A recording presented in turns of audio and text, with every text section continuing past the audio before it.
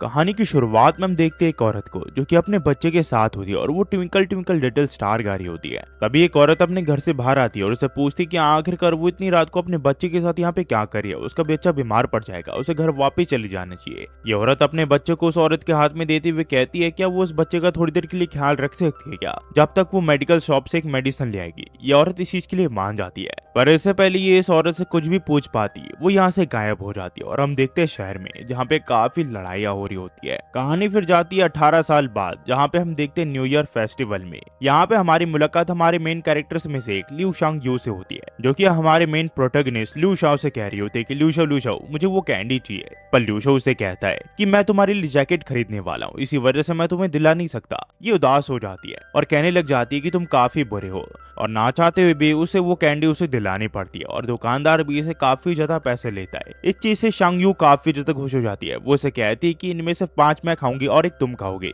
इसके बाद ये लोग एक शो देखने चले जाते हैं। यहाँ पे एक मैजिशियन आग का खेल दिखा रहा होता है और लूशो काफी ज्यादा करीब चले जाता है उससे, जिस वजह से वो आके कांटेक्ट में आ जाता है। और तभी जो उसका लॉकेट होता है वो यहाँ पे चमकने लग जाता है, जो कि इसकी ओरिजिनल मदर ने इसे दिया होता है। इसके बाद ये उस मैजिशियन को देखता है जो कि आग के साथ अलग अलग करतब दिखाता है, मानो आग से खेलना तो उसकी बाएं हाथ का खेल है। ये देख के लूशो काफी ज्यादा चौंक जाता है और जब ये शो खत्म हो जाता है तो शांग यू उसे बैक स्टेज जाने के लिए जिद करने लग जाती है और ये चीज के लिए मान जाता है। पर जब ये लोग वहाँ पे पहुंचते हैं तो ये लोग देखते हैं उस मैजिशियन को किसने डॉट मार के बेहोश कर दिया है। ये देख के ये लोग काफी ज्यादा शॉक हो जाते हैं और इनके मुंह से आवाज निकल जाती है, और वो लोग जो कि मैन इन ब्लैक कहलाते हैं वो लोग इनकी आवाज सुन लेते हैं और इन दोनों को बाहर आने के लिए कहती है। पर लूशो यहाँ पे सही वक्त पे एक बहाना मारता और कहता है कि वो लोग यहाँ पे बस टॉयलेट ढूंढने के लिए थे, पर आखिरकार ये सब यहाँ पे चल क्या रहा है। इन्हीं में से एक आदमी शीफे से बताता है कि ये लोग पुलिस के यहाँ से आए और ये लोग यहाँ पे कुछ इन्वेस्टिगेट कर रहे हैं, तो ये दोनों यहाँ से चले जाए तो ही बेहतर रहेगा। तो लूशो यहाँ पे बहाना मार के किसी तरह यहाँ से बाहर निकल जाता है।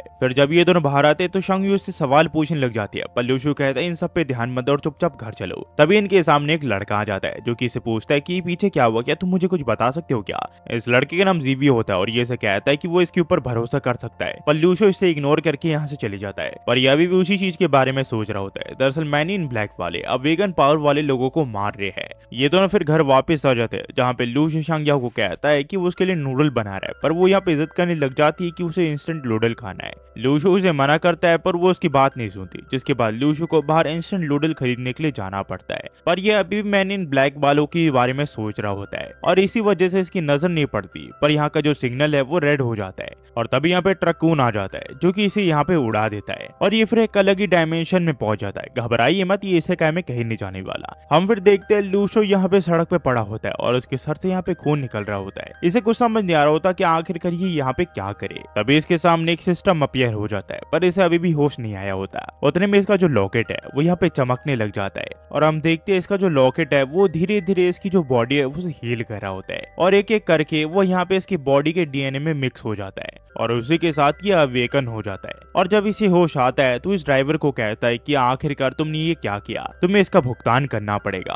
पर लूशो को ऐसी हालत में देख वो ड्राइवर काफी घबरा जाता है और भागते हुए किसी तरह अपने ट्रक में बैठ के यहाँ से भाग जाता है। ये फिर शॉप में जाके एक दुकानदार से इंस्टेंट नूडल खरीद लेता है, पर वो दुकानदार इसे ऐसी हालत में देख के काफी घबरा जाता है। पर उसी के साथ हम एक और चीज नोटिस कर पा रहे होते हैं कि लूशो जिसे भी यहाँ पे शॉक कर रहा होता है या फ्रस्ट्रेट कर रहा होता है उसके बदले में उसे पॉइंट्स मिल रहे होते हैं। ये किस तरह के पॉइंट्स है इस बारे में आपको आगे पता चलेगा। लूशो फिर जब घर पहुंचता है तो यहाँ पे शांग यू उससे पूछती कि उसे क्या हुआ। वो उसे कहता है कि मुझसे ज्यादा सवाल मत पूछो, चुपचाप ये इंस्टेंट नूडल पकड़ो और से बना लो, मुझे भी नहाने जाना है ताकि मैं अपनी बॉडी से ब्लड को साफ कर सकूं। पर जब लूशो नहा रहा होता है तो वो एक चीज नोटिस करता है कि उसकी बॉडी जो है वो बिल्कुल भी पेन में नहीं होती और उसका पूरा ब्लड भी क्लीन हो चुका होता है। साथ ही साथ वो अपने हाथ में एक अजीब से निशान को भी दिखता है। फिर जब ये अपने रूम में जाता है तो इसका सिस्टम इसके सामने एक्टिवेट हो जाता है और ये सोचता है कि आखिरकार ये क्या है। ये एक लॉटरी सिस्टम होता है। ये थोड़ी देर में समझ जाता है कि दूसरे लोगों की नेगेटिव एनर्जी इसके पॉइंट्स में बदल जाते हैं, जिसका यूज करके ये अपने लिए लॉटरी निकाल सकता है जिसमें काफी सारी चीजें इससे मिल सकती है, जिससे ये अपने आप को ताकतवर बना सकता है। इसका मतलब ये डीमन किंग बन सकता है। ये फिर यहाँ पे अपने लॉटरी सिस्टम को स्पिन करने लग जाता है। जहाँ पे काफी बार फेल होने के बाद इसे एक एप्पल मिलता है, जिसे देख के इसे काफी अच्छा लगता है। ये फिर उस एप्पल को खा लेता है, जो कि इसकी बॉडी में ऑब्जर्व हो जाता है।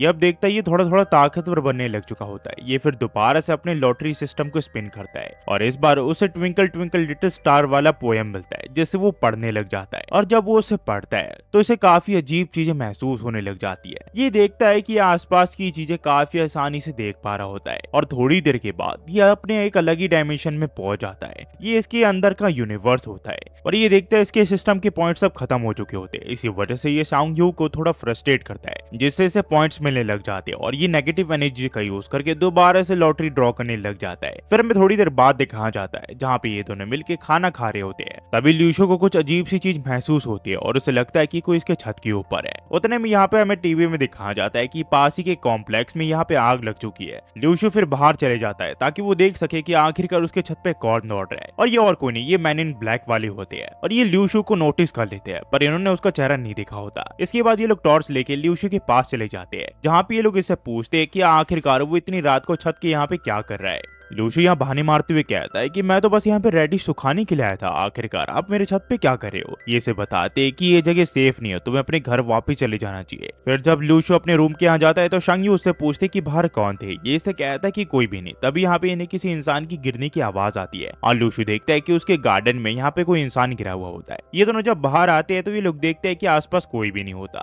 पर ल्यूशो जब इस आदमी का चेहरा ध्यान से देखता है तो उसे पता चलता है कि ये वही मैजिशियन है जिसे मैन इन ब्लैक वालों ने पकड़ा था और उसी के साथ शायद से उस कॉम्प्लेक्स में इसी मैजिशियन ने आग लगाई है। शांग यू फिर उसे पूछती कि आखिरकार अब हम क्या करें, मुझे लग रहा है ये आदमी मारा जा चुका है। ल्यूशो उससे कहते हैं कि हम कुछ नहीं कर सकते, हमें 120 पे कॉल करना पड़ेगा, वो इसकी लाश यहाँ से ले जाएंगे। पर यहाँ पे ल्यूशो देखता है कि ये आदमी फ्रस्ट्रेट हो जाता है ये बात सुन के, तो ये सोचता है कि लगता है ये बस प्रिटेंड कर रहा है बेहोश होने का, वरना ये अभी भी अपने होश में है और ये चाहता है हम इसकी मदद करें। तो यहाँ पे ल्यूशो इसे फ्रस्ट्रेट करने का फैसला करता है और कहता है कि हमें इसकी मदद करने की कोई जरूरत नहीं है, हम पुलिस को कॉल कर देते हैं, वो इस आदमी को अपने आप यहाँ से ले जाएंगे। तभी इस आदमी को होश आ जाता है जो कि इसे कहता है कि ब्यूटीफुल लेडी क्या तुम मुझे पानी पिला सकती हो।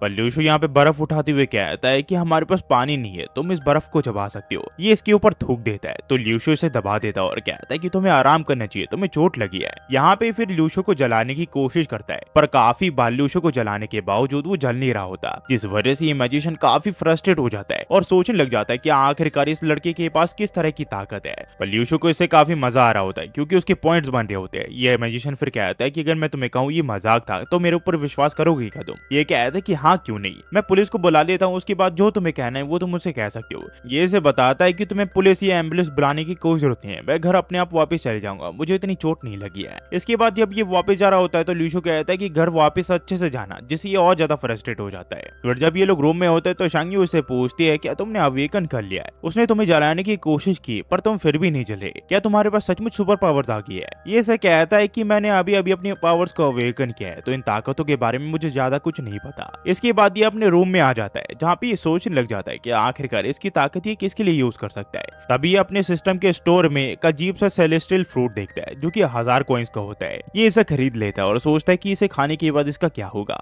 पर ज्यादा ना सोचते हुए ये उसे खा लेता है और देखता है कि इसका जो एक प्लेनेट है वो अब ग्लो करने लग चुका होता है। और तभी उस प्लेनेट की जो लाइट है वो यहाँ पे ल्यूशो के आके लगती है और इसके अंदर एक अजीब सी एनर्जी दौड़ने लग जाती है। ल्यूशो को फिर तभी होश आ जाता है। इसे अपने गैलेक्सी का तो कुछ समझ नहीं आता, पर ये देखता है ये अब काफी ताकतवर बन चुका है वेकन होने के बाद, ये अब कुछ भी कर पा रहा होता है। हमें फिर न्यूज में बताया जाता है कि कुछ लोग यहाँ पे आग पे जल के मर चुके हैं और कुछ लोग अभी भी यहाँ पे इंजर्ड है जिन्हें यहाँ रेस्क्यू किया जा रहा है। वहीं पे हमें ल्यूशो को दिखाया जाता है जो कि अपने क्लास ग्रुप के चैट्स को देख रहा होता है, जहाँ पे सभी लोग इसी इंसिडेंट के बारे में बात कर रहे होते हैं कि उस बंदे ने अवेकन कर लिया और वो अब काफी ताकतवर बन चुका है। लगता है इनके क्लास में भी काफी सारे अवेकनर होने वाले अब। पर तभी यहाँ पे ल्यूशो इन सबको फ्रस्ट्रेट करने की कोशिश करता है ताकि वो यहाँ पे पॉइंट्स बना सके और इस चीज में कामयाब भी होता है, इसके काफी सारे पॉइंट्स बन जाते हैं। उतने में यहाँ पे शांग यू डम्पलिंग से भरा हुआ एक बास्केट ले आते और कहती है कि उसने सारे डम्पलिंग्स को उसके लिए रेडी कर दिए और ये कल इन्हें यहाँ पे बेचने के लिए जा सकता है। ल्यूशो से कहता है कि तुम्हारा शुक्रिया, पर तुमने क्या अपना होमवर्क कर लिया क्या, जिससे शांग यू फ्रस्ट्रेट हो जाती है और उसके पास पॉइंट्स आ जाते हैं।